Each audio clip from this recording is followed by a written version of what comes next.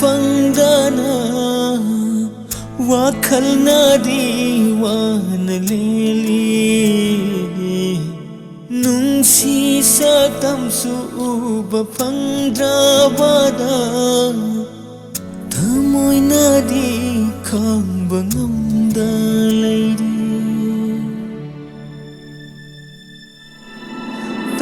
Janing bana pau tab fangdana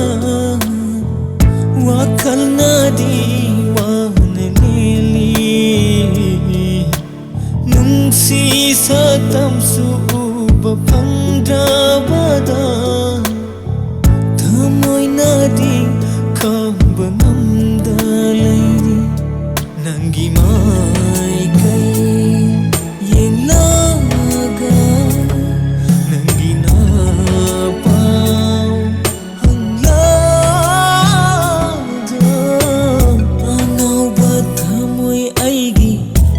Thapam oiri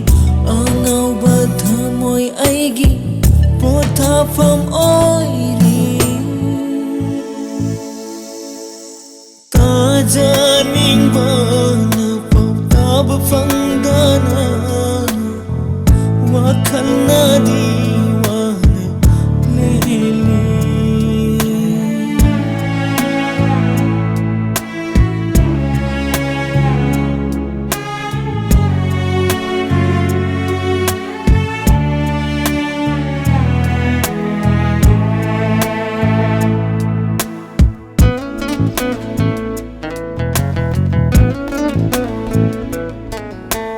Nangi na tauda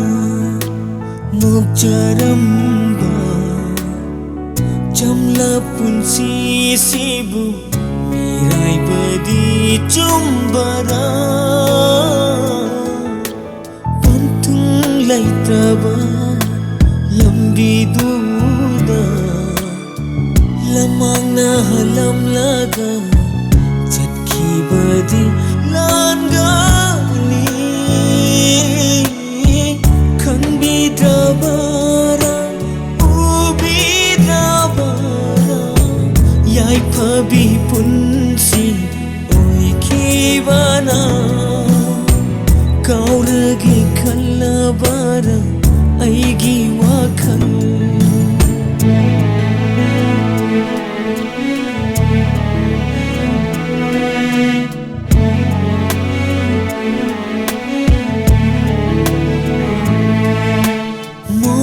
Tenuk jabi